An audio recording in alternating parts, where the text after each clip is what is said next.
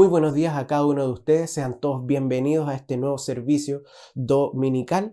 Qué bueno es poder conectarnos juntos, saber que nuestros hermanos también se están conectando al mismo tiempo que nosotros, y aunque estemos cada uno en nuestras casas, poder al mismo tiempo estar alabando a nuestro Señor, escuchando su palabra. El Señor es digno de adoración, Él es digno de toda honra, de toda alabanza. Así que te animo a que este sea un tiempo en que puedas estar dedicado, enfocado al Señor, reflexionando en torno a su palabra y alabándolo por quien es Él. Así que te invito a que hoy día partamos este día, este servicio, cantando a nuestro Señor Jesucristo. Buenos días, iglesia. Vamos a cantar con alegría, con todo nuestro corazón, y vamos a recordar que nuestro Señor es fiel y su misericordia es para siempre para con sus hijos y se renueva cada mañana. Así que vamos a cantar con todo nuestro corazón y con alegría a nuestro Dios. Hey, oh, yeah.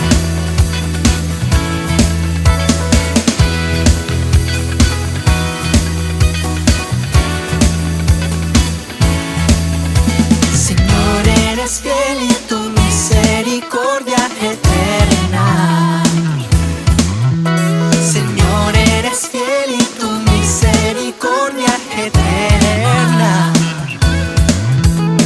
Gente de toda lengua y nación, de generación a generación, te adoramos hoy. Aleluya, aleluya, te adoramos hoy. Eres Señor, oh, yeah. Te adoramos hoy.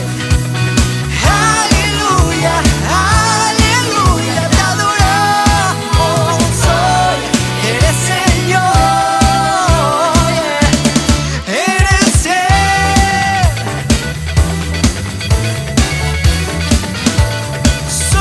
Solo tú, Jesús. Oh. Decimos, Señor, eres fiel y tu misericordia eterna. Señor, eres fiel y tu misericordia eterna. Gente de toda lengua y nación, de generación a generación, te adoramos hoy.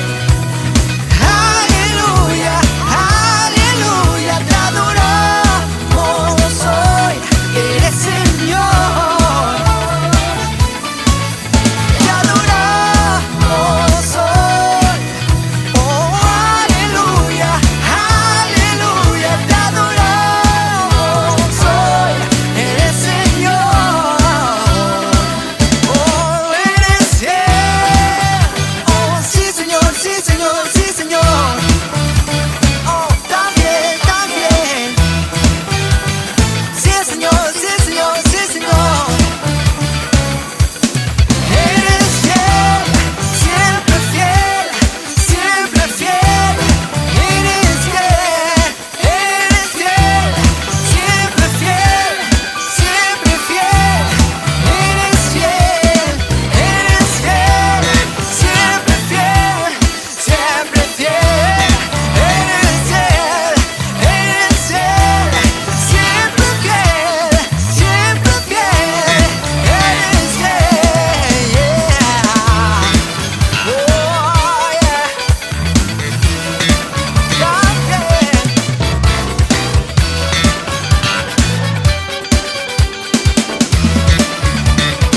Decimos, Señor, eres fiel y tu misericordia eterna. Señor, eres fiel y tu misericordia eterna. Señor, eres fiel y tu misericordia eterna. Señor, eres fiel y tu misericordia eterna.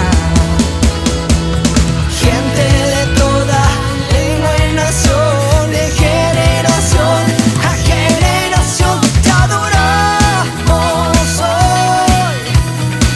Aleluya, aleluya, te adoramos hoy.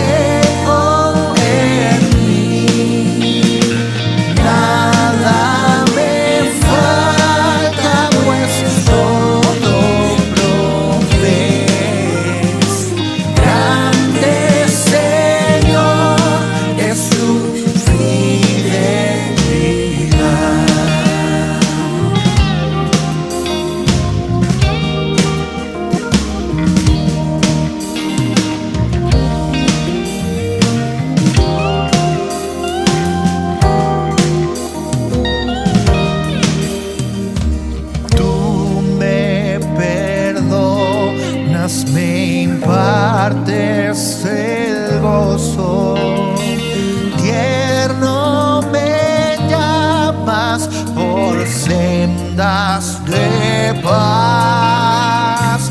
Eres mi fuerza, mi fe, mi reposo, y por los siglos mi Padre será. Oh, tu fidelidad, oh, tu fidelidad, cada momento la veo en mí. Nada me falta, pues todo provees. Grande Señor es tu fidelidad. Oh, tu fidelidad, oh, tu fidelidad, cada momento la veo en mí. Nada me falta, pues todo provees. Grande Señor es tu, grande Señor es tu, grande Señor es tu fidelidad, veo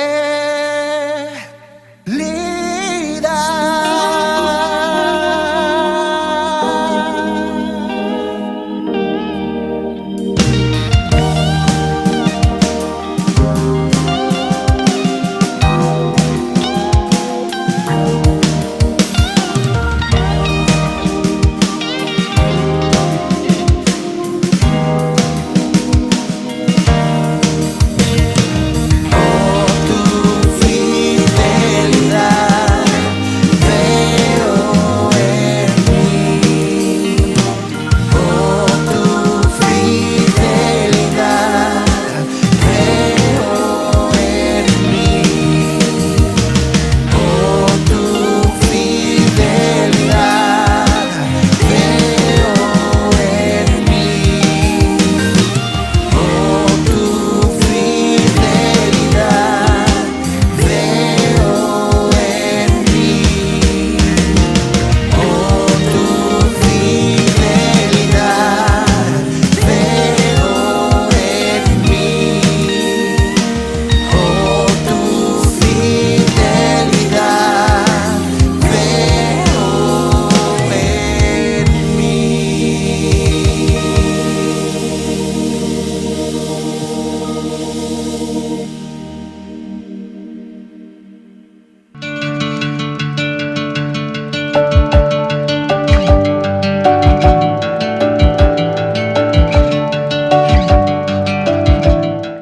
Buenos días, queridos hermanos. Qué gusto que podamos nuevamente como iglesia juntarnos a adorar al Señor. Les invito que oremos. Señor, te damos muchas gracias por este nuevo día que tú nos das para que podamos adorarte y juntos como iglesia honrarte y glorificarte, Señor. Te damos muchas gracias porque la verdad es que sabemos que no tenemos ningún mérito en que nos hayas elegido y seas nuestro Padre. No tenemos ninguna posibilidad de salvarnos a nosotros mismos, sino es por la obra redentora que nos justifica, que nos redime de nuestro amado Salvador Jesucristo. Y sabemos también que si no es por el Espíritu Santo que nos lleva a Él, que nos muestra el camino y que nos recuerda que estamos pecando, nos convence de aquello, no podríamos hacer nada, Señor. Recuérdanos esto para que podamos ser capaces de arrepentirnos cada día y correr ante tus plantas. Te damos muchas gracias porque hoy día todavía, y lo agradecemos, podemos tener esta libertad de a través de estas pantallas poder tener un culto de adoración a ti, Señor.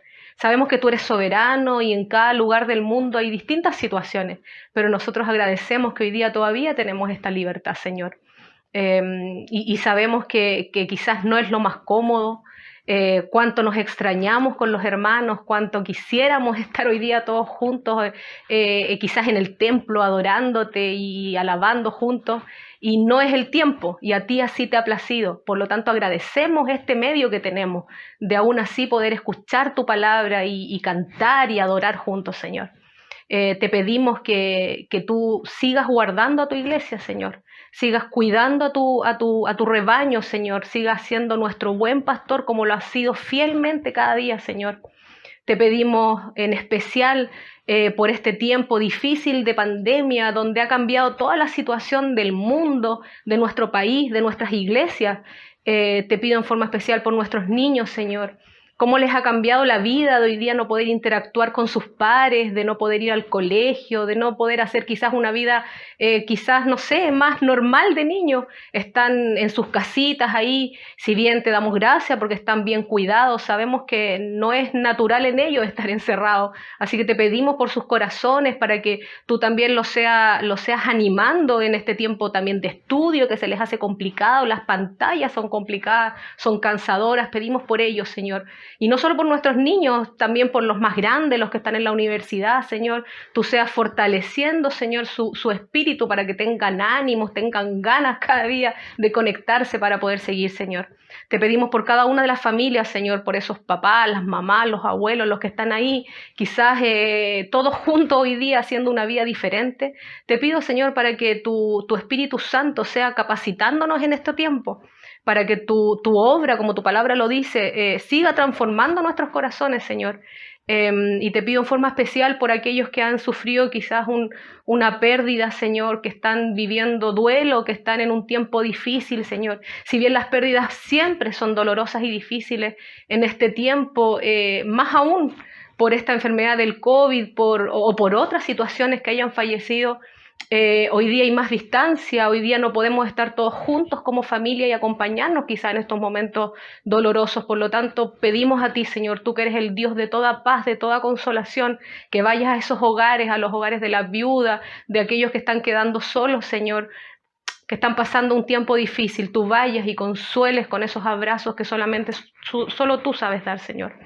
Te pedimos también por nuestro país, por este tiempo en donde la gente está esperando tantas cosas, Señor. Y sabemos que mejor tiempo que esto que está pasando no va a haber, por lo menos aquí en la tierra. A nosotros sí nos espera un tiempo glorioso en la eternidad junto a ti, pero aquí en la tierra no, Señor. Y recuérdanos eso como tus hijos, a que no nos aferremos a lo que el mundo o un gobierno nos pueda dar, Señor, a que nos aferremos solo a ti, que tú eres nuestra roca firme, Señor. Te damos gracias por aquellos que salen en misiones allá lejos, y oramos por ello, por nuestros hermanos que están en distintos lugares, Señor, para que tú seas levantando sus brazos, que su fe no decaiga, Señor. Pero también recuérdanos a nosotros que la misión es dada a todos, Señor, que nosotros en el lugar que estemos tenemos que seguir predicando tu evangelio, Señor. Y recuérdanos eso, que ese evangelio es para nosotros cada día, Señor. Cada día tenemos que mostrar que somos hijos tuyos, embajadores dignos de tu llamado, Señor. Te agradecemos por todo esto y en este tiempo también agradecemos por tu palabra. Pedimos por el pastor, Señor, por nuestro pastor que va hoy día nuevamente a compartir tu palabra. Dale sabiduría de lo alto, Señor, que tu gracia sobreabunde, Señor, ahí y danos la capacidad, Señor, no solo de entender y de escuchar, sino que de poner por obra aquello, Señor, porque eso es lo más importante del evangelio. Ser obreros de aquello, Señor, poner en acción aquello, Señor. Y recuérdanos, tú hiciste un camino de buenas obras, Señor, para nosotros. Llévanos a ese camino, a que cada día podamos ser capaces de escuchar tu palabra y ponerla por obra en nosotros, Señor. Así que te damos muchas gracias por este tiempo de nuevamente escuchar tu palabra. Prepara nuestros corazones para que seamos humildes para recibirlo, Señor. Y tú capacítanos en todas las obras que tú ya tienes preparado para nosotros. Te damos muchas gracias, Señor Jesús. En tu nombre, amén.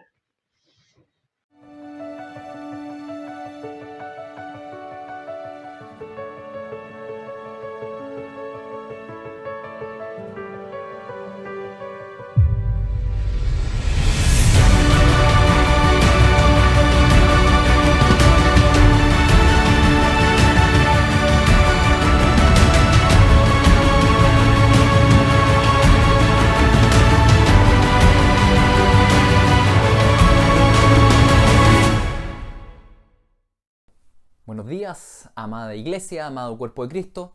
Qué bueno que el Señor nos permitió nuevamente poder estar juntos por esta vía, estudiando la palabra del Señor. Nos encantaría, ¿no es cierto?, estar físicamente juntos, estudiando juntos la palabra. Pero también esta vía es una bendición y por tanto los quiero animar a que durante este tiempo donde vamos a estar estudiando la Biblia, podamos detenernos, podamos reflexionar al respecto, podamos masticar, podamos disponer nuestros corazones. Si tienen ahí la Biblia en sus casas, pueden buscar la Biblia, pueden analizar estos versículos, ¿no es cierto? Y realmente hacer de esto un tiempo significativo de estudio de la palabra del Señor. Hemos estado estudiando el libro de Esdras. El domingo pasado terminamos el capítulo 3. Hoy día vamos a iniciar el capítulo 4. Y les recuerdo un poco lo que hemos estado viendo hasta acá. En el capítulo 3 se vio que iniciaron la edificación del templo. Pusieron primero el altar y después partieron con los cimientos. Ahora, todo eso que pasó ahí en el Antiguo Testamento con respecto a esta edificación del templo, en realidad indicaba a la verdadera y mejor edificación del templo que llevaría a cabo Cristo. Cristo mismo es el fundamento de la iglesia. Y Efesios 2:20 dice que los profetas y los apóstoles, los profetas del Antiguo Testamento, los apóstoles del Nuevo Testamento, colaboraron en esos cimientos, en esos fundamentos, por medio de lo que tenemos hoy día, que es la palabra escrita. Entonces todo eso que estaba aconteciendo ahí en ese orden después acontece de una manera más cabal y más grande y más completa. Y hasta el capítulo 3, versículo 11, todo va bastante bien. El edicto, ¿no es cierto?, del emperador y el retorno de un grupo, viene el descendiente de David, hay sumos sacerdotes, hay levitas, todos están trabajando juntos. Lo único que tenemos hasta ahora es que tal vez el número de los retornados no era tanto como uno esperaba, pero en general va todo viento en popa. Y es ahí donde el capítulo 4 parte diciéndonos que en realidad no todo iba a ser tan fácil. Y dice así, Esdras capítulo 4 versículo 1, dice: oyendo los enemigos de Judá y de Benjamín, que los venidos de la cautividad edificaban el templo de Jehová Dios de Israel. ¿Y qué va hasta ahí? Lo primero que aparece acá es que resulta que hay enemigos. Hay enemigos. Y estos enemigos son de Judá, enemigos de Judá, y son enemigos de Benjamín. A ver, recuerden que Israel tenía 12 tribus. Y habían 2 tribus que conformaron el reino del sur, llamado también Judá. La principal de estas tribus era Judá. Benjamín eran bien poquitos y por tanto principalmente se les llamó la tribu de Judá, el reino del sur, o también los judíos, descendientes de esta tribu de Judá, ¿ya? Las otras 10 tribus habían sido conquistadas, lo que es llamado el reino del norte de Israel, habían sido conquistadas 2 siglos antes por el imperio asirio. En la época entonces donde el reino del sur, conformado por 2 tribus, la de Judá y Benjamín, fueron conquistados por Babilonia, el reino del norte, que era compuesto por 10 tribus, ya no existía hace prácticamente 1 siglo y medio o 2 siglos. Entonces, cuando acá se menciona que retornan los judíos, ¿no es cierto?, al territorio, principalmente está hablando de la tribu de Judá y de Benjamín, y por eso habla de los enemigos de la tribu de Judá y Benjamín. ¿Y por qué les recuerdo esto que aconteció antes en la historia de Israel, esta división entre el reino del norte y el reino del sur? Porque resulta lo siguiente: hacia el año 700 a.C., cuando todavía existían esos 2 reinos, el reino del norte, el reino del sur, y el reino del norte estaba compuesto por 10 tribus de Israel, el reino del sur por 2 tribus de Israel. Ese reino del norte desobedeció al Señor completamente, fueron conquistados por los asirios y fueron llevados al exilio. Ese grupo de exiliados nunca retornó. ¿Y qué pasó con ese territorio del norte?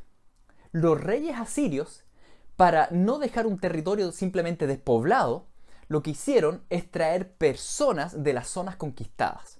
Entonces ellos trajeron personas de Siria, personas de Babilonia, caldeos y personas que estaban por ahí alrededor y los situaron en el reino, lo que antes había sido el reino del norte, o cuya capital se llamaba Samaria. Estas personas, venidos de distintas partes del imperio asirio, vinieron a habitar Samaria y pasaron a llamarse samaritanos. Por eso les explico esto, porque desde aquí en adelante en la escritura esa población va a ser una población muy importante, va a estar presente los samaritanos, tanto en el libro de Esdras, como en Nehemías, como también en los evangelios. Los samaritanos, desde esta época de Esdras, pasaron a ser formalmente enemigos de los judíos, que estaban retornando ahí a su territorio.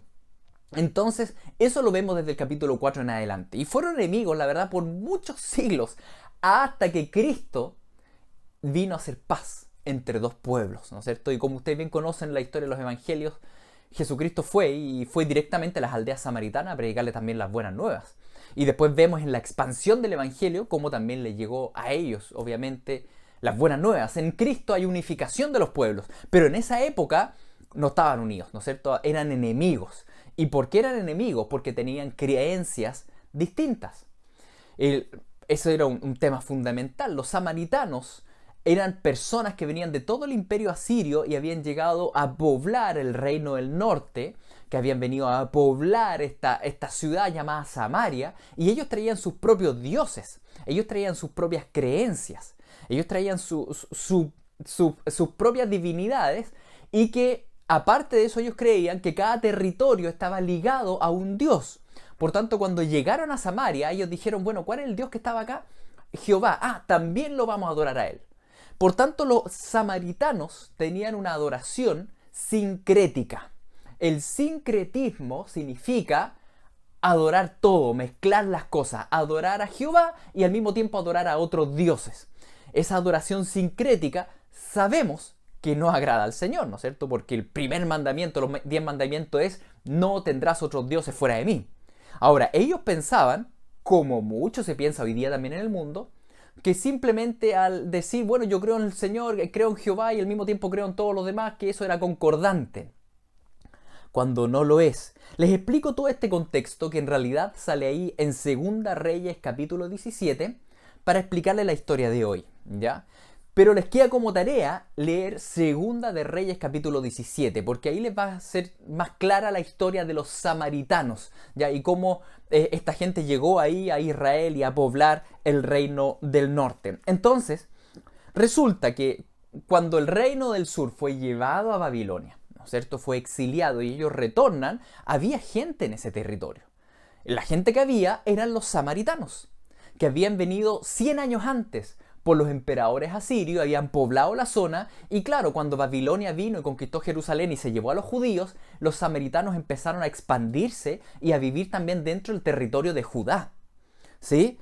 Es decir, ese territorio, en ese territorio había gente, no eran tantos, pero había gente, y ellos son mencionados al comenzar este capítulo 4 como los enemigos de Judá y Benjamín.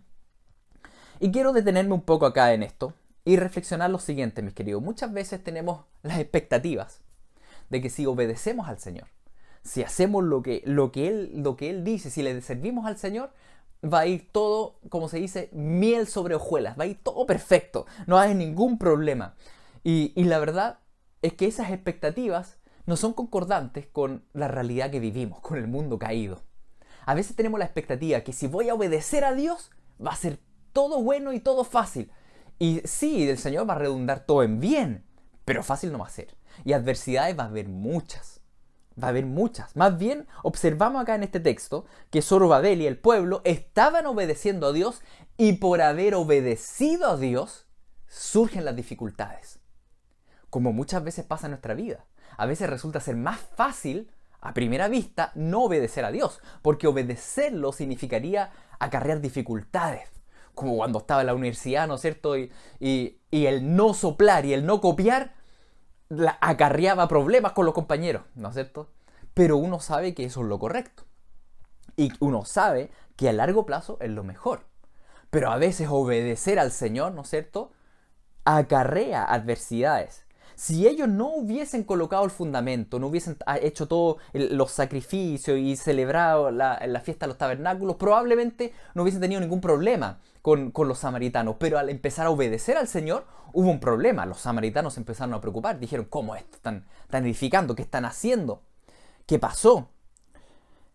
Así que tenemos que poner ojo con nuestras expectativas, mis queridos, porque aún no estamos en el cielo. Estamos en la tierra. Esta tierra está caída. En esta tierra tenemos 3 enemigos. En primer lugar, nuestra carne, que tiende al mal. En segundo lugar, el mundo, que tiende al mal continuamente, porque está compuesta de una multitud de carnes caídas, ¿no es cierto? La sociedad. En tercer lugar, el diablo, el enemigo poderoso, ¿no es cierto?, con sus ejércitos de demonios que continuamente luchan contra tu alma. Pero tengan miedo, porque el que está en ti, que es Cristo, es más poderoso que Satanás, que el mundo, que tu carne. Pero no seas ingenuo. Y eso es lo que también dice la palabra del Señor en Mateo capítulo 10, versículo 16. He aquí, yo os envío como a ovejas en medio de lobos. Sed pues prudentes como serpientes y sencillos como palomas, y guardaos de los hombres, porque os entregarán a los concilios y en sus sinagogas os azotarán. Sean mansos y sencillos como palomas, pero no sean pavos como palomas. ¿Me entienden? Lo que tenemos que tomar de las palomas es que seamos sencillos, sencillos como las ovejas, pero no pavos, no ingenuos, ¿sí? No debemos ser ingenuos con la maldad. Tenemos que entender que estamos en medio de un campo enemigo, estamos en batalla. Esto no es un paseo por un jardín de flores. Esto más bien se parece al desembarco en Normandía. Aquí hay una matanza multitudinaria. El enemigo está como león rugiente alrededor buscando a quien devorar. Por tanto, debemos perseverar en santidad, porque Él tiene acceso sobre nuestra vida cuando pecamos. Pero cuando perseveramos en santidad, no hay acceso sobre nuestra vida. Por eso, mis queridos, estamos en medio de lobos y obedecer a Dios va a implicar oposición de parte del mundo. Oposición de nuestra carne, oposición de los demonios, oposición del mundo, oposición. El obedecer a Dios va a implicar nadar contra la corriente. Y debemos evangelizar y predicar y decir las verdades bíblicas con amabilidad, ¿no es cierto? Y sencillos, con mansedumbre. Pero al hacerlo también debemos saber que estamos en medio de lobos. Y que eso va a traer desprecio de parte del mundo. Porque el mundo es rebelde a Dios. Así que en este caso los retornados hicieron lo correcto, mis queridos. Ellos empezaron a obedecer al Señor, edificaron el altar, pusieron los fundamentos, pero eso inmediatamente conllevó a opresión, a oposición. ¿Y cuál oposición? Sigamos leyendo ahora en específico cuál es la primera oposición a la cual ellos se enfrentan. Y la verdad es que esa primera oposición es bien asombrosa, es inesperada. Nuevamente, versículo 1 y versículo 2. Oyendo los enemigos de Judá y de Benjamín, que los venidos de la cautividad edificaban el templo de Jehová, Dios de Israel, vinieron a Zorobabel y a los jefes de casas paternas y les dijeron: edificaremos con vosotros, porque como vosotros buscamos a vuestro Dios, y a él ofrecemos sacrificios desde los días de Sarjadón, rey de Asiria, que nos hizo venir aquí. Esta es la primera oposición que ellos enfrentan. Y es una oposición que la verdad nos llama mucho la atención. Porque ¿qué espera uno del enemigo? Que viniera y te atacara o algo por el estilo. Pero no es eso lo que hacen los samaritanos. Los samaritanos van donde ellos y dicen: ¿saben qué? Usted y nosotros creemos lo mismo. ¿Usted cree en Jehová? Nosotros también. Nosotros llevamos acá ya 1 siglo y medio, nos trajeron los asirios y desde ahí que adoramos a Jehová. A su vez también adoran a otros dioses, pero dicen: ¿cuál es el problema? Si todos los caminos llevan a Roma, si todas las religiones finalmente buscan lo mismo, ¿no es cierto? ¿Cuál es el problema? Dicen ellos. ¿Usted cree en Jehová? Nosotros también creemos en Jehová, nosotros también creemos en todo, no hay problema, trabajemos juntos, en tolerancia, en aceptación. La verdad es que es sorprendente. Y uno dice: bueno, ¿esto es bueno o esto es malo? ¿Esto viene de parte del Señor? ¿El Señor está abriendo puertas? ¿Está cerrando puertas? ¿Qué debo hacer frente a un ofrecimiento así de estos samaritanos? ¿Cómo reaccionamos? Nótese sí que vienen... La agresividad está un poco ahí implícita al ellos no pedir permiso, sino que ellos simplemente dicen: vamos a edificar con ustedes, ¿no es cierto? Vamos a trabajar con ustedes esto. Pero dejando a un lado esa rudeza, la pregunta es: ¿esto es bueno o es malo? Celebramos la ayuda y la cooperación ofrecida por los samaritanos sincréticos, sincretistas, ¿no es cierto?, que adoran todo a la vez, o no. La respuesta, obviamente, en nuestra sociedad actual, en la sociedad que vivimos hoy día, que tiene como valor máximo, ¿no es cierto?, ciertos valores como la tolerancia. Obviamente la sociedad hoy día diría: claro que sí, buenísimo, buenísimo, tolerémonos, aceptémonos, trabajando juntos en paz. Y puede tener cosas buenas, pero tendrá cosas malas también. ¿Estaría bien? ¿Hasta qué nivel interactuamos con el mundo? Y empezamos con una serie de dudas que en realidad vivimos en el diario vivir nosotros también. Cada uno de nosotros obviamente tiene una tendencia personal respecto a qué tanto interactuar con el mundo y con la sociedad. No, pero debemos buscar un consejo bíblico realmente en esto, para dirimir caso a caso qué vamos viviendo y cómo lo vivimos. Hay situaciones muy complejas y donde nos enfrentamos a esto. ¿Qué tanto interactúo con el mundo? ¿Qué tanto, no es cierto, soy amoroso con el mundo y le doy la mano? Y sí, y presento el amor de Dios. ¿Y qué tanto tengo que poner límites? Y en vez de dar la mano, tengo que poner la mano como límite. ¿Me explico? O sea, y a veces es súper difícil de dirimir. ¿Qué hacer con un familiar cercano que quiere abortar? Una chiquilla que quiere abortar su bebé y es bien cercana, ¿cómo lo manejo? ¿Qué hago? ¿Qué hacer si me invitan a una boda homosexual? ¿Interactúo o no? ¿Cómo actuar si un amigo me confiesa que está en adulterio o que está en drogadicción? ¿Y cómo interactúo ahí? ¿Qué tanto? ¿Qué digo? ¿Qué no digo?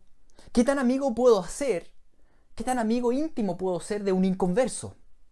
¿Me entienden? Son una serie de preguntas que la verdad es que siempre están presentes en nuestro diario vivir. ¿Qué tanto interactúo con nuestra sociedad, con nuestra cultura? ¿Y qué tanto no? ¿Dónde pongo límites? ¿Dónde doy la mano? ¿Qué significa realmente caminar dentro de los parámetros bíblicos? ¿Y qué hago con este samaritano que ahora de buena onda, parece que de buena onda quiere venir a construir conmigo el templo? ¿Les digo que sí? ¿Les digo que no? El dilema es grande. Y obviamente al respecto ha habido mucha discusión, ¿no es cierto? Y cada uno de los temas personales que ustedes van viviendo, no vamos a intentar hoy día darle explicación a todo eso, ¿no es cierto? Sería hacer un tema tal vez de 12 horas. Más bien, el objetivo hoy día es establecer un parámetro general y hacer una reflexión al respecto. No me voy a meter en los temas personales que cada uno esté viviendo, pero sí al menos las expectativas son que ustedes después de esta prédica puedan al menos reflexionar en su interacción con el mundo y preguntarle al Señor, Señor, ¿lo estoy haciendo bien o no de acuerdo a este parámetro general? ¿Ya? Por ahí vamos a ir hoy día. Este parámetro general que el Señor nos ayude a autoanalizarnos. ¿Y cuál es esa pauta general que comanda nuestras decisiones y acciones? Y se van a sorprender, pero es la de siempre. ¿Cuál es el gran mandamiento? El gran mandamiento habla de considerar primero a Dios. Vamos a leer Mateo 22, 37, 39. Un pasaje muy conocido, dice así: Jesús le dijo, amarás al Señor tu Dios con todo tu corazón, y con toda tu alma, y con toda tu mente. Este es el primer y grande mandamiento. Y el segundo es semejante. Amarás a tu prójimo como a ti mismo. Bueno, todos conocemos este primer y segundo mandamiento, pero nos cuesta mucho llevarlo a la práctica frente a los dilemas que vivimos en el diario vivir. Nótese que Cristo habla de un primer mandamiento y un segundo mandamiento. Por tanto, hay un orden de amor. Ambos son semejantes, porque ambos se tratan de amar, pero no están al mismo nivel. Ambos son semejantes porque hay que amar, pero uno va primero. Y eso es lo que dictamina mis decisiones. El amor a Dios va primero.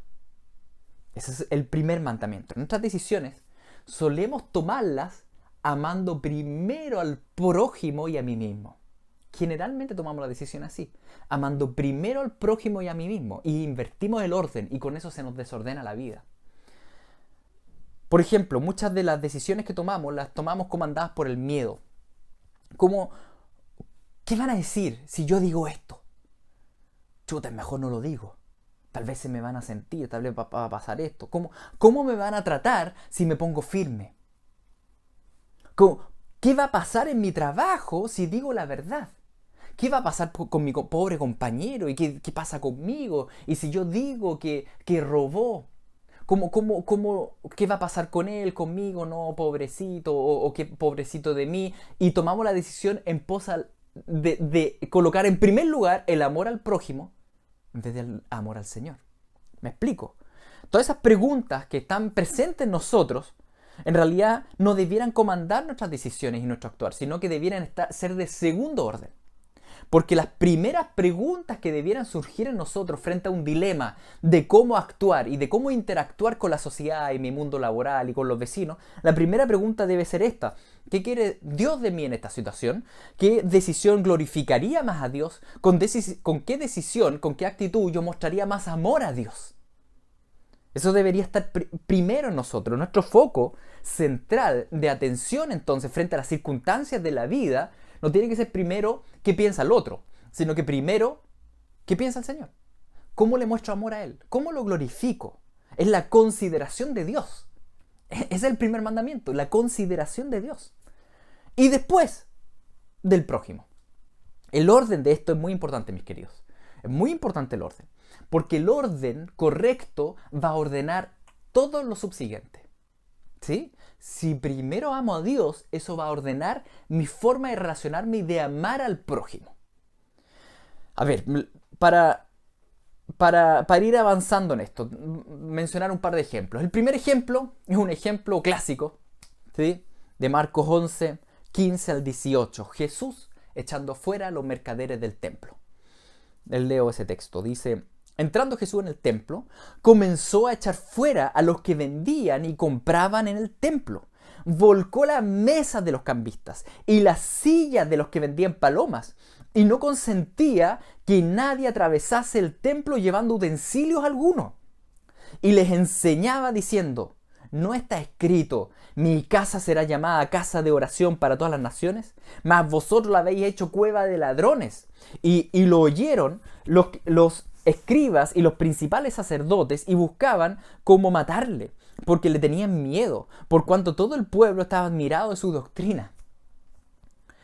Bueno, este texto ustedes lo conocen, ¿no es cierto? No vemos aquí a un Jesús muy amoroso con los mercaderes. Imagínense, ustedes están ahí, tienen su pyme, ¿no es cierto? Ahí en el templo, y les ha ido súper bien vendiendo palomas, las palomas para el sacrificio y todo, y de repente viene un ¿quién? Que entra al templo y te da vuelta a tu mesa, las palomas salen volando, y dicen en el texto paralelo que Jesús hizo un azote con una cuerda y empezó a azotarlo. Oye, no tiene nada de amoroso. ¿A dónde está el amor al prójimo? ¿A dónde está el amor al prójimo? Y estamos hablando de Cristo. Pero no vemos que la Biblia trata este episodio como pecado. Más bien, vemos que la Biblia trata este episodio como que estaba bien. ¿Y por qué estaba bien? Porque había un celo por Dios. En primer lugar, Jesús estaba mostrando amor por Dios. Era el lugar sagrado, o el templo donde se adoraba al Señor. Y esto obviamente trajo oposición y resistencia de parte del mundo. Y de hecho, ahí dice que empezaron a buscar cómo matarlo.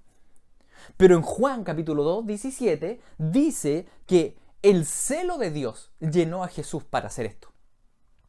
El celo de Dios tiene que ver con este atributo donde Dios primeramente ama a Dios por sobre todo. Y por tanto Dios cumple la ley en sí mismo. Ese es el celo, ese fervor, ese ardor por amar a Dios primero.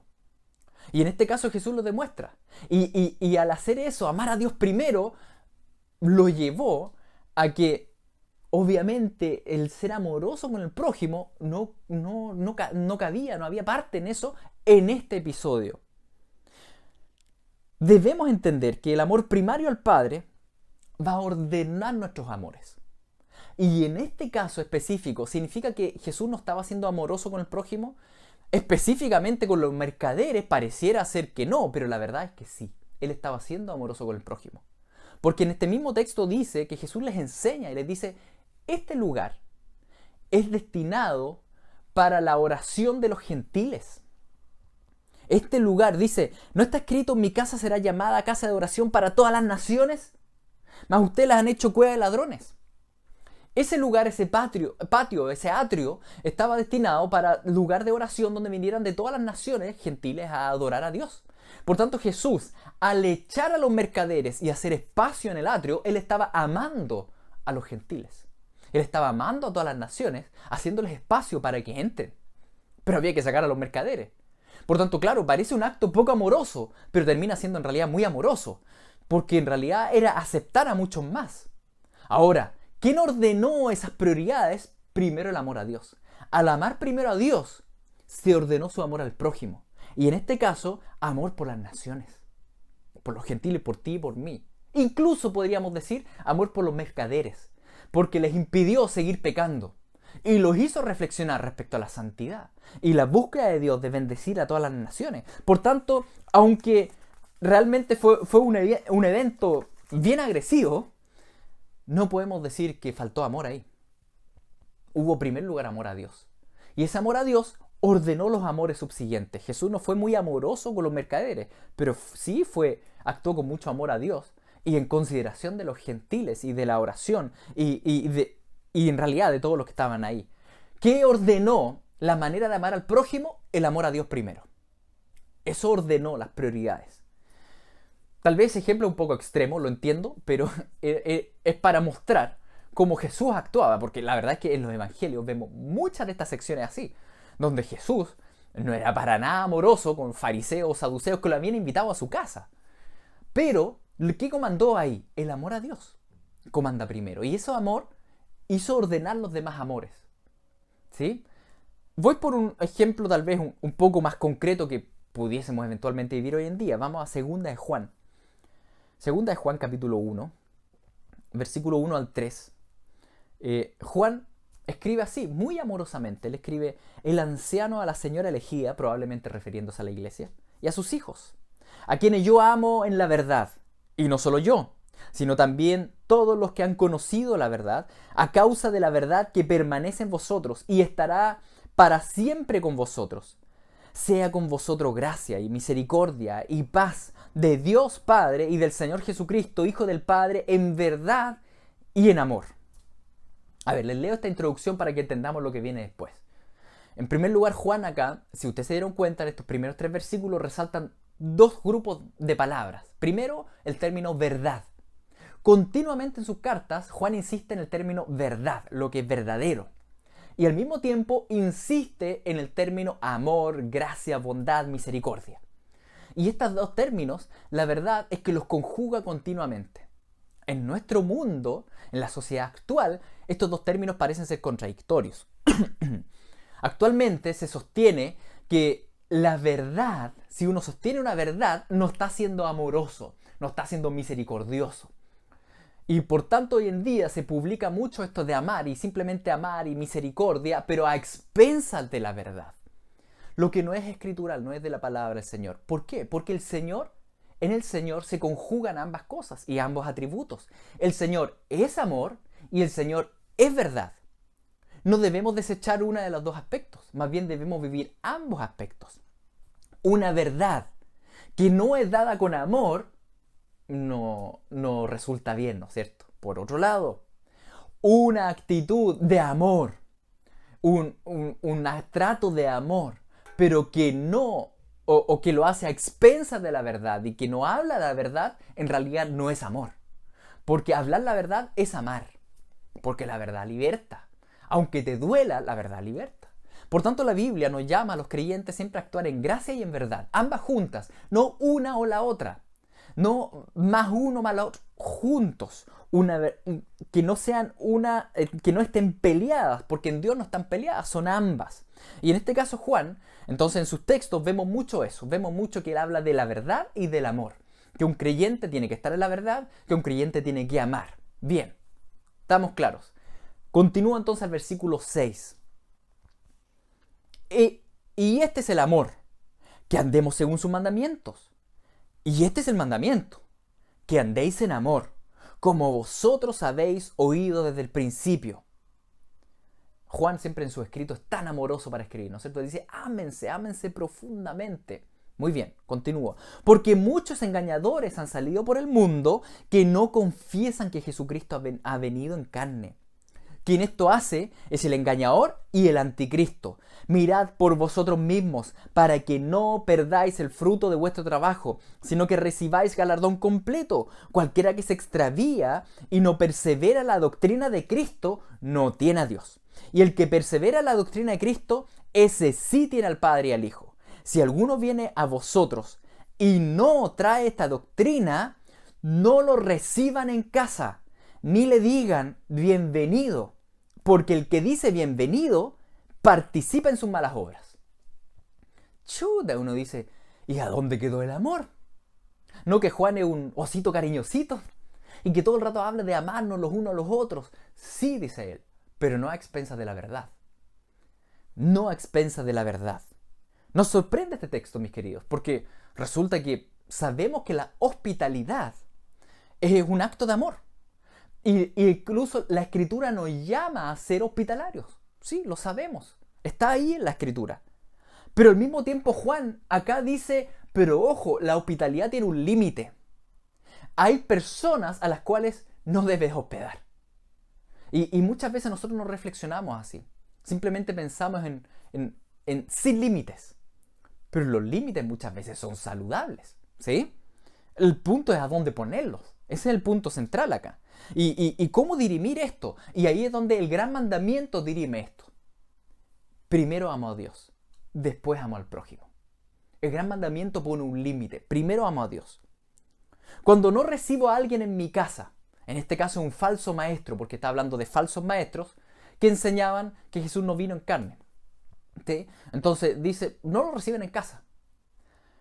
Y uno dice, pero ¿no estará siendo poco amoroso con ellos? ¿No estará mostrando poco amor al prójimo? Sí, pero lo que dirime en realidad esto es cuánto amo al Señor. En realidad, en primer lugar, mi amor a Dios. No es primero el amor al prójimo, sino primero el amor a Dios el que debe comandar mis acciones y va a ordenarme con respecto a mi actuar con el prójimo. En este caso, si acepto al falso maestro, ¿no es cierto?, lo estoy ayudando, estaré mostrando amor a Dios. De alguna forma, siendo cómplice con alguien que está enseñando engaño, ¿estaré mostrando amor a Dios? ¿No estaré más bien haciendo un daño a las ovejitas que después van a escuchar a esta falsa enseñanza? Claro que estoy haciendo un daño. Y por tanto estoy haciendo un daño al cuerpo de Cristo. Y por tanto no estoy amando al Señor con eso. No estoy amando al Señor. Es el amor a Dios el que comanda mis amores subsiguientes. El amor al prójimo. El ser hospitalario, por ejemplo. Y en este caso específico, Juan plantea esto. Dice, no sean hospitalarios con un falso maestro. La hospitalidad tiene un límite. ¿Quién dirime ese límite? El amor a Dios. No sean partícipes del pecado del otro. Ahora quiero hacer un paréntesis acá. Está hablando no simplemente de un pecador, porque todos somos pecadores, ¿no es cierto? En ese caso no podríamos ser hospitalarios con nadie. No está simplemente hablando de pecadores. Está hablando de, se refiere a pecadores que publican su pecado y enseñan su pecado. ¿Me entienden? Y ahí él dice, no participes de eso.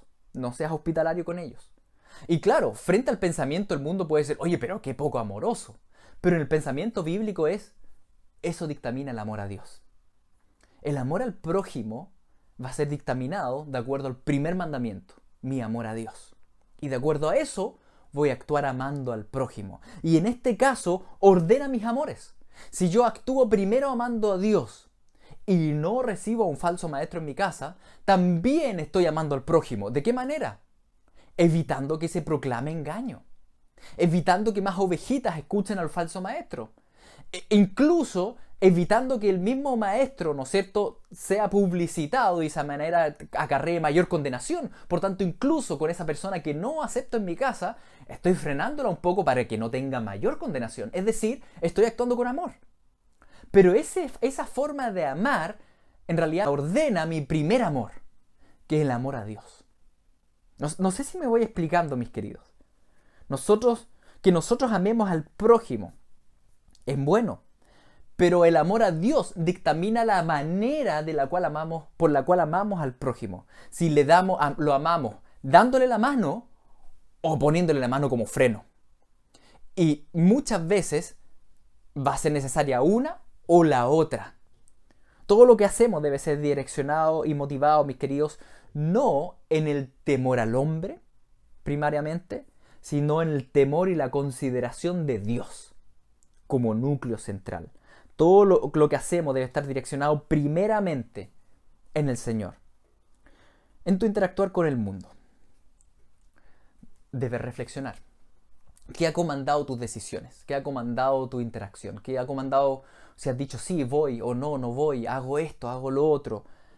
¿Cuál ha sido la reflexión interna? ¿Ha sido primero la consideración de Dios? Yo creo que ahí está el núcleo central. Te invitan a tal lugar.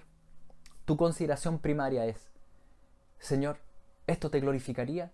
Señor, ¿con esto te muestro amor?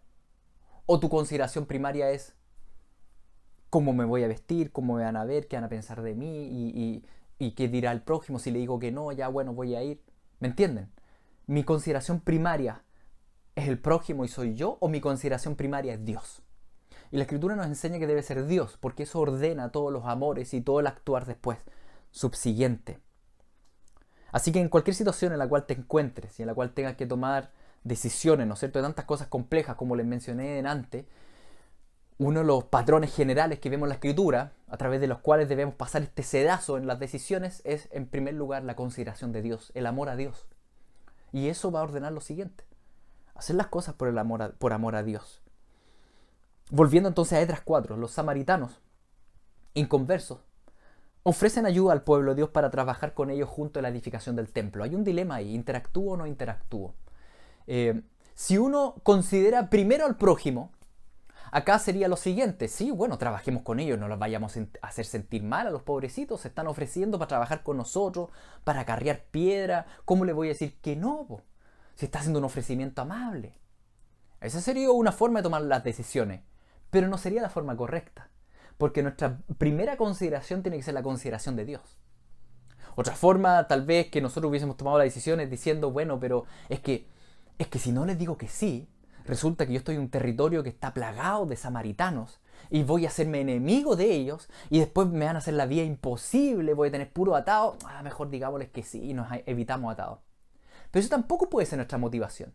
El no querer atados, el tener temor, el no querer adversidad, no puede ser mi motivación de toma de decisiones. Tiene que ser primero la consideración de Dios. Y en este caso, hagamos el ejercicio. Los samaritanos no te están pidiendo construir una plaza de juego, voy a construir contigo un columpio. Te están pidiendo construir contigo el templo, que es distinto, ¿no es cierto? Porque claro, nosotros interactuamos con incrédulos en la pega, en el vecindario, en todos lados, sí, trabajamos juntos, sí, no hay problema, pero estamos hablando del templo. No estamos hablando de cualquier cosa. Estamos hablando del lugar santísimo. Por ejemplo, ¿cómo lo harán los samaritanos para construir el lugar santísimo? Sabemos que Moisés en su ley puso una serie de normas y que los que debían interactuar y trabajar ahí principalmente eran los levitas, que iban a comandar esa obra, y que los utensilios del templo solamente debían ser cargados por levitas, y que entrar al lugar santísimo, ¿quién iba a decorar eso? ¿Entraría un samaritano? Y si les decimos que no, en la construcción no puedes entrar, ¿lo entendería? No estamos hablando de cualquier cosa, estamos hablando de la injerencia de incrédulos en la iglesia. Interactuamos con ellos, sí, en la pega, pero en la iglesia, ¿podemos hacer alianza? Y digo incrédulos porque paradójicamente los samaritanos que creían en todo, la Biblia los trata como incrédulos, porque el que cree en todo, en realidad no cree en Cristo. El que dice, no, si yo creo en Cristo y creo en los santos y creo en todo, es porque no cree en Cristo. Porque el que cree en Cristo, Cristo demanda una relación exclusivista. Él dice, me tienes que amar a mí por sobre todo. Por tanto, ¿quién es el verdadero creyente? El que solo cree en Dios, en Cristo, en Dios Padre, Hijo y Espíritu Santo. Por tanto, alguien que paradójicamente, ¿no es cierto?, cree en todo, o sea, alguien que cree en todo, paradójicamente la Biblia lo trata como un incrédulo, porque no tiene a Dios como primer amor, como exclusivo, una relación exclusiva. Entonces aquí íbamos a tener una serie de dramas. ¿Cargarían los samaritanos los elementos sagrados? ¿Entenderían cuando les digan que no puedes cargar este candelero, solo los levitas? ¿Y por qué no? Si ya estoy armando el templo contigo. No, es que sale la ley de Moisés. ¿Y qué? ¿Me entienden? Y empiezan a surgir conflictos. De hecho, en el capítulo 3 se insiste bastante en el tema de los levitas y el templo. Lo leímos en el capítulo 3, versículo 8 y 9. Dice, y pusieron a los levitas de 20 años arriba para que activasen la obra de la casa de Jehová.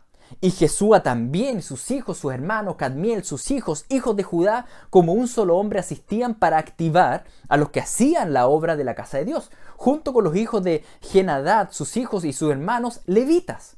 Eran los levitas los encargados de activar la obra, de dirigir la obra, de alabar durante la obra, ¿no es cierto? ¿Y los samaritanos se sujetarían a ellos? Las preguntas y los problemas siguen y son muchísimos. Muchísimos. Pero tal vez la pregunta central es esta.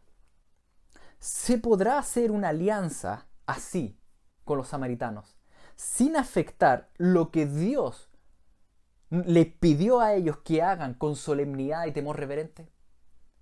¿O esa alianza con los samaritanos iba a afectar esa solemnidad y amor a Dios y temor reverente y construir el templo como demandaba la ley?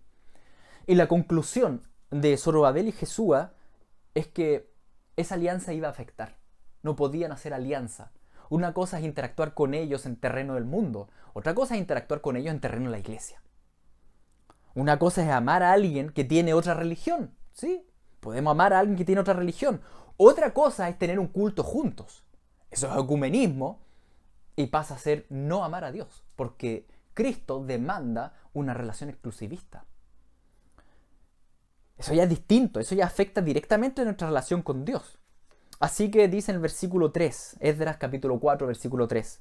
Zorobabel, Jesúa y los demás jefes de casas paternas de Israel dijeron: no nos conviene edificar con vosotros casa a nuestro Dios, sino que nosotros solos la edificaremos a Jehová, Dios de Israel, como nos mandó el rey Ciro, rey de Persia.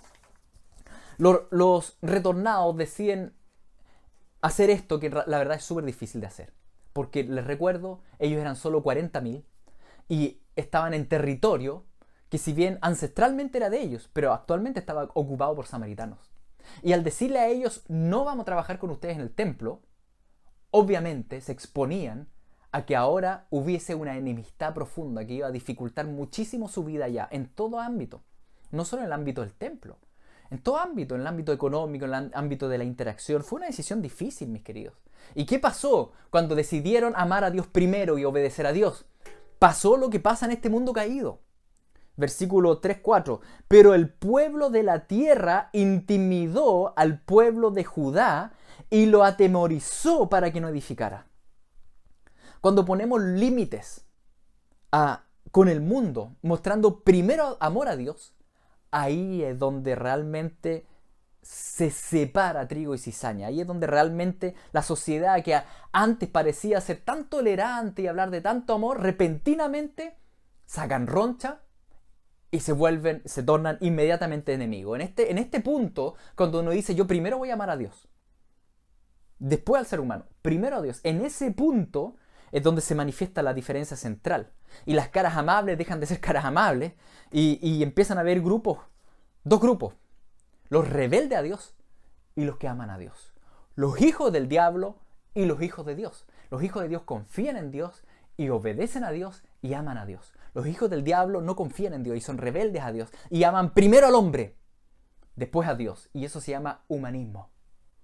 El humanismo es girar en torno al hombre, como lo ha enseñado por tantos siglos la humanidad. El centro del hombre es el hombre.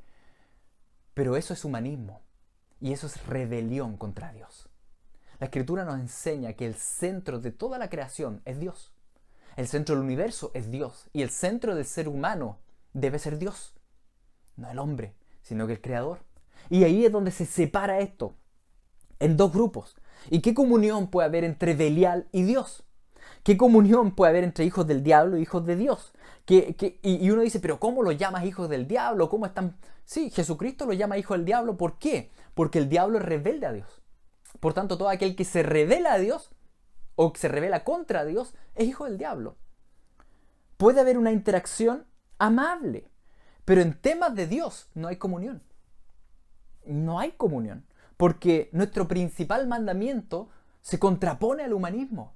Nuestro principal mandamiento es: ama a Dios primero y después al ser humano. Ama a Dios primero. Y volvemos así al tema inicial de hoy, la oposición que enfrentamos en este mundo, mis queridos. No esperes tener paz en este mundo que está lleno de personas que no aman primero a Dios, sino que aman primero al hombre. No esperes tener paz con personas que son rebeldes a Dios y actuando tú con amor primario a Dios. Eso obviamente va a traer conflicto y Jesús así lo entendió y así también lo enseñó. No se extrañen. Como dice en Mateo 10, versículo 34, dice: no penséis que he venido para traer paz a la tierra. No he venido para traer paz, sino espada. Y me detengo aquí. Y uno dice: ¿pero cómo? ¿No que vino a traer paz? Sí, paz entre Dios y el hombre. Esa paz trajo Cristo, entre Dios y el hombre, que es la principal paz que necesitamos. Pero entre el hombre y el hombre, no, dice él. La verdad es que traje espada. Traje espada, dice, porque he venido para poner en disensión al hombre con su padre, y a la hija contra su madre, y a la nuera contra su suegra, a los enemigos.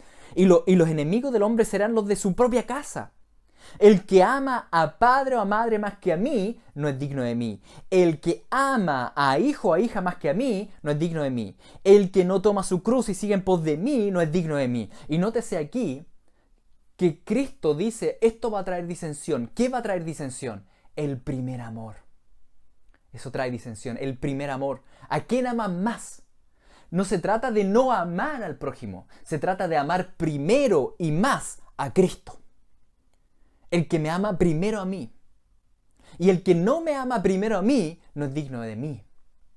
Por tanto, aquí está la gran diferencia entre la sociedad humanista, que es rebelde a Dios, y el pueblo de Dios, que ama a Dios y lo tiene como primer amor. Y por tanto vamos a tomar muchas decisiones que van a sacar roncha al mundo y a la sociedad y a la familia, porque van a ser decisiones en pos de primero decirle, Señor, yo voy a hacer esto por ti, aunque no le guste a nadie. Como Cristo lo hizo. Muchas cosas hizo que no le gustó a nadie. Y dentro de eso fue tomar una sota y dar vuelta a las mesas a los cambistas. Mientras vayan avanzando los años, mis queridos, cada día este texto va a ser más evidente y concreto en nuestro país y en nuestra vida. Y nos vamos a enfrentar muchas veces a estos dilemas, donde el Señor nos va a probar si primeramente lo amamos a Él o amamos al prójimo. No tengas las expectativas de caminar por esta vida sin oposición, sin intimidaciones, porque el mundo va a buscar intimidarte. Si no te centras en el hombre, te van a decir, eres enemigo del hombre, y te van a intimidar. Como pasó con los samaritanos, que primero dijeron, oye, trabajemos juntos, y cuando pusieron límites por amor a Dios, dijeron, no, y se tornaron enemigos, y empezaron a hostigarlos. Pero como dice 2 Timoteo 3:12, todos los que quieran vivir piadosamente en Cristo, todos los que quieran vivir piadosamente en Cristo Jesús, padecerán persecución. Todos, mis queridos, también tú, también yo, porque no estamos en el cielo, estamos en la tierra caída, un territorio, ¿no es cierto?, que es gobernado por el príncipe de este siglo, Satanás, y por el mundo. Pero no tengan miedo, no tengan miedo, tu Padre Celestial te conoce cada pelo de tu cabeza. No te dejes intimidar, el mundo te va a querer intimidar, pero no pierdas tu primer amor, no pierdas tu foco, no pierdas tu primer amor. Tú estás en las manos del Dios Todopoderoso, el que está en ti es más poderoso que el mundo. Por tanto, tú persevera fijando los ojos en Cristo y sé valiente. Porque son los valientes los que arrebatan el reino de los cielos. Son aquellos que primero miran a Cristo, que dicen, Jesús, yo te amo por sobre todo. Yo sé que todos están en contra de mí, pero yo te amo a ti. Yo quiero mostrarte a ti mi primer amor. Yo quiero realmente que tú seas más importante para mí. No quiero girar en torno al ser humano, quiero girar en torno a la Trinidad. Que tu pasión por Cristo sea cada día más evidente. Y sea lo que sea que tengas que decidir todos los días, que tu primera consideración sea la consideración de Dios, de amar a Dios, de glorificarlo a Él, de vivir para Él, que Él esté agradado de ti.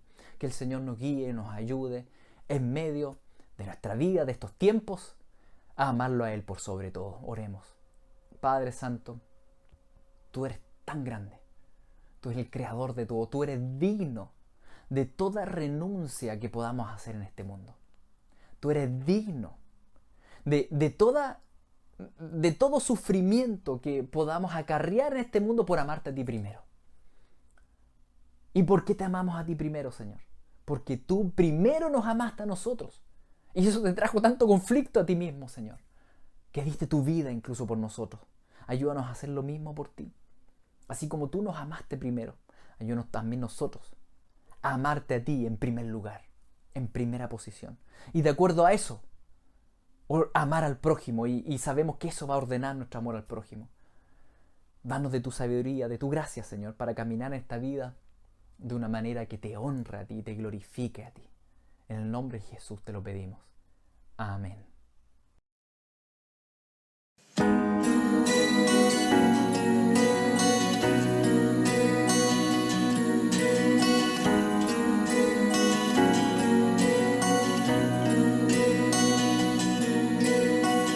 Es tiempo para dejar las cargas atrás y comenzar comenzar a elevar manos santas, el corazón postrar delante de ti. Queremos darte honor, pues no hay otro Dios. Yeah. Mi Cristo, te exaltamos, mi Cristo, te adoramos. Solo tú eres santo y digno de honor.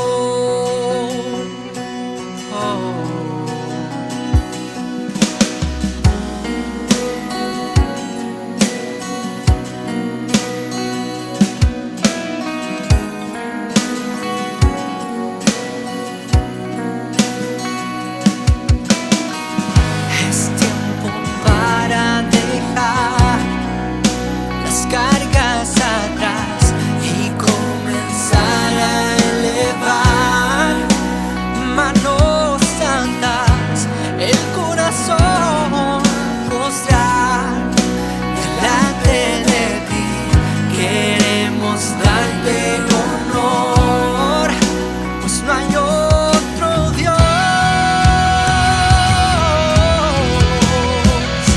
Mi Cristo, te exaltamos, mi Cristo, te adoramos.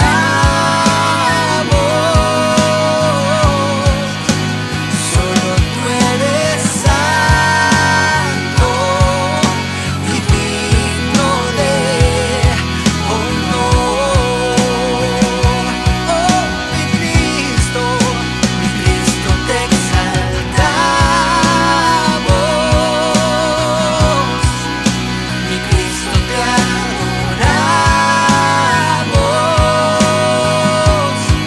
Oh, solo tú eres santo y digno de honor.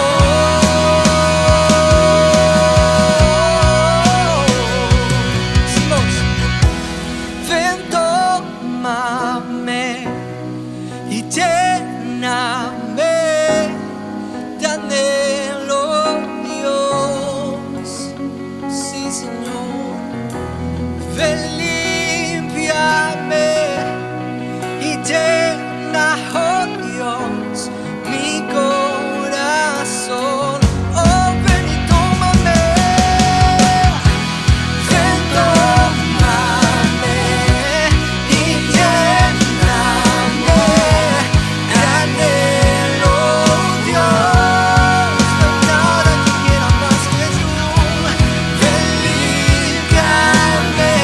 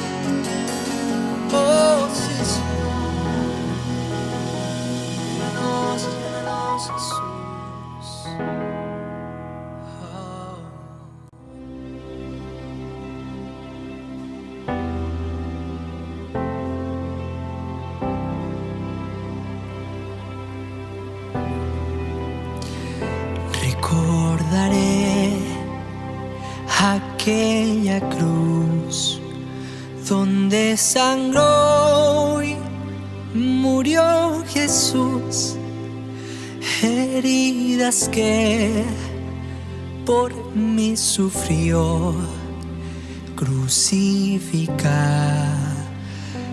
Salvador. Su cuerpo envuelto en dolor, en el sepulcro repuso, en soledad Él se quedó.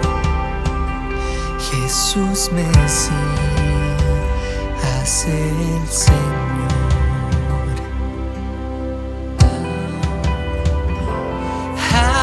Alabaré al Señor mi Dios, su nombre yo proclamaré, eternamente le cantaré.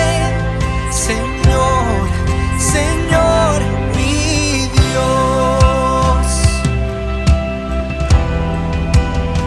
Oh, oh, oh.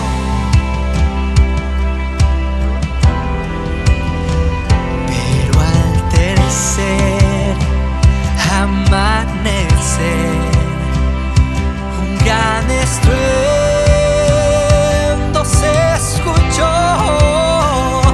¿Dónde está muerte tu aguijón?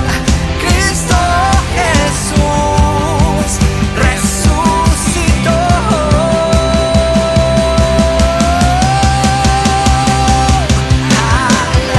Alabaré al Señor mi Dios, su nombre yo proclamaré, eternamente le cantaré. Señor, Señor mi Dios. Alabaré al Señor mi Dios, su nombre yo proclamaré, eternamente le cantaré. Señor, Señor mi Dios.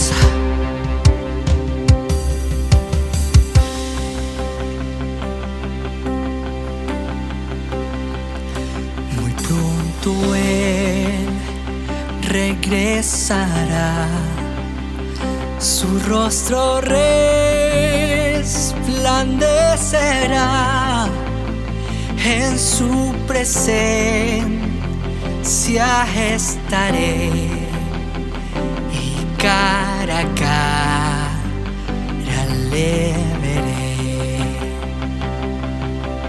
Lo decimos, muy pronto Él regresará, su rostro resplandecerá, oh, en su presencia estaré, y cara a cara le veré.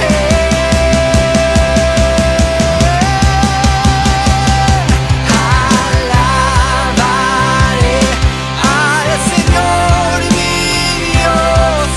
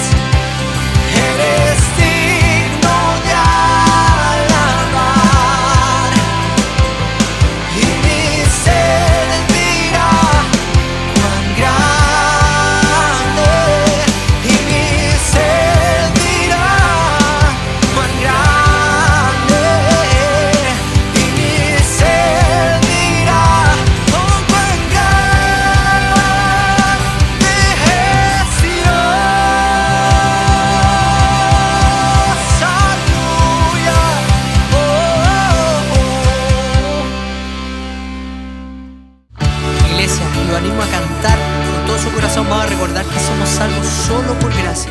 Solo su sangre hizo posible que nosotros podamos ahora cantarle con libertad y de todo corazón. Así que los animo a cantar con nosotros. Justificado fui, santificado soy, glorificado seré a través de Cristo. Soy libre de culpa del pecado, soy libre del poder del pecado, de la presencia del pecado. Libre seré. Gloria en gloria, de fe en fe, gracia sobre gracia, gracia sobre gracia, salvo, salvo por la gracia, y es por la fe en Cristo que soy salvo, no es por mí. Salvo por la gracia, y es por la fe en Cristo que soy salvo, no es por mí, es don de Dios.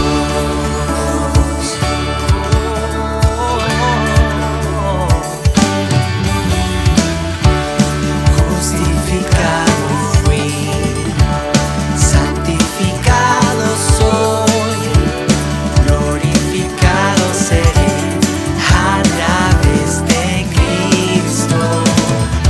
Soy libre de culpa del pecado, soy libre del poder del pecado, de la presencia del pecado.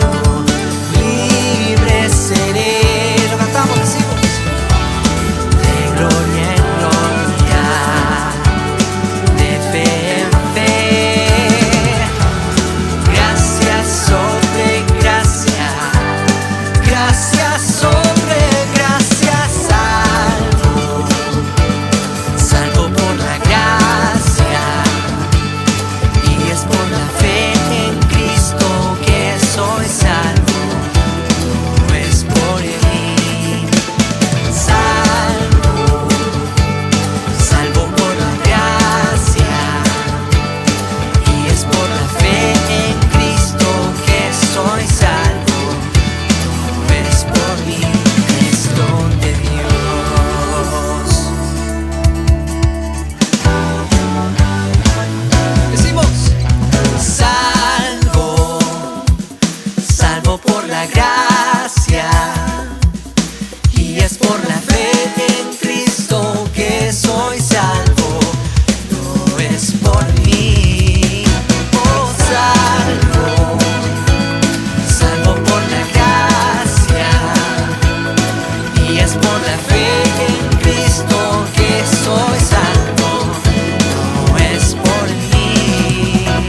Salvo, salvo por la gracia, y es por la fe en Cristo que soy salvo, no es por mí, es don de Dios.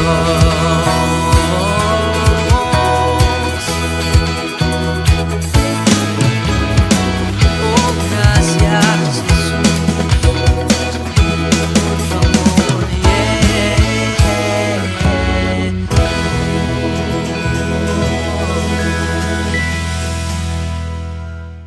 Qué alegría el haber podido hoy día haber escuchado su palabra, ser animados por su palabra y también que pudimos cantar todos juntos a nuestro Señor. Estamos muy contentos por eso. Antes de seguir, no se olvide que después de este servicio, después de esta transmisión, se viene la clase de niños para que no se vaya. Deja ahí a sus niños, a sus hijos conectados.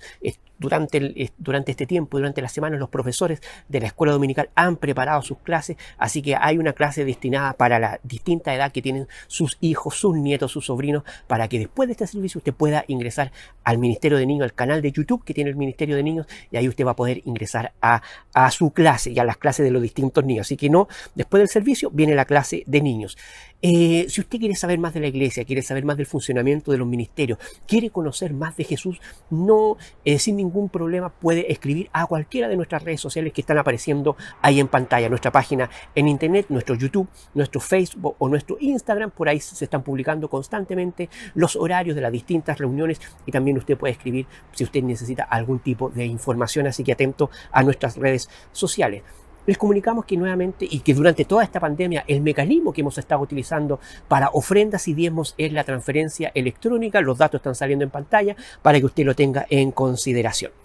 Hoy día en la mañana, tempranito, a las 9:30, nos juntamos nuevamente en la reunión de oración que estamos haciendo previo al servicio. Partimos el domingo pasado y hoy día en la mañanita a las 9:30 nos volvimos a juntar. Fue un tiempo lindo de poder compartir y de poder orar los unos por los otros y de orar por este servicio que acaba que está concluyendo en estos instantes. Por lo tanto, lo animamos y lo invitamos cariñosamente a que todos los domingos a las 9:30 nos estamos juntando vía Zoom, atento a las redes sociales porque por ahí va a salir el link para que usted se pueda conectar todos los días domingo a las 9:30 de la mañana. Nos estamos juntando y usted está cordialmente bienvenido a participar. Saludamos, antes de decir la doxología, a todos los que estuvieron hoy día escribiendo en el chat. Que el Señor les bendiga, un cariñoso y afectuoso saludo. Y este es el instante para que usted ya se empiece a despedir de su hermano, de su hermana que hace tiempo que no ve ahí. Un abrazo cariñoso a todos y nos vamos con la siguiente doxología que está en Judas 1, 24 y 25, que dice: y a aquel que es poderoso para guardaros sin caída y para presentaros sin mancha en presencia de su gloria con gran alegría, al único Dios, nuestro Salvador, por medio de Jesucristo nuestro Señor, sea gloria, majestad, dominio y autoridad antes de todo tiempo y ahora y por todos los siglos. Amén. Que el Señor les bendiga, que tenga una linda jornada y que tenga una linda semana. Bendiciones.